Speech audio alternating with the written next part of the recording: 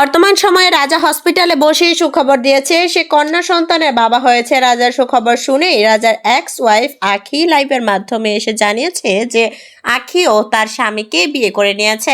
রাজার মেয়ে হয়েছে শুনে আখির যেন একেবারে মাথায় হাত, কারণ আখি চেয়েছিল রাজার জীবনে আবারও ফিরে যাওয়ার জন্য। বর্তমান সময়ে রাজা এবং মৌসুমীর সম্পর্ক খুবই ভালো। মৌসুমী ইতিমধ্যেই কন্যা সন্তানের মা হয়েছে। অনেকেই জানতে চেয়েছে মৌসুমীর বর্তমান শারীরিক অবস্থা খুব বেশি একটা ভালো না, আপনারা অনেকেই জানতে চেয়েছিলেন এটা।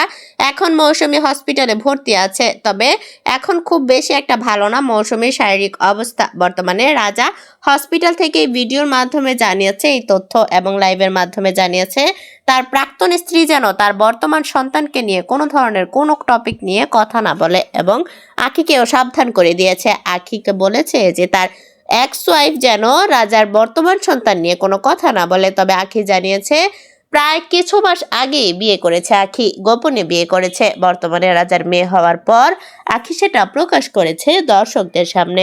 এই ছেলের সাথে এতদিন ভিডিও তৈরি করেছে সেই ছেলেকেই বিয়ে করেছে আখি আক্তার।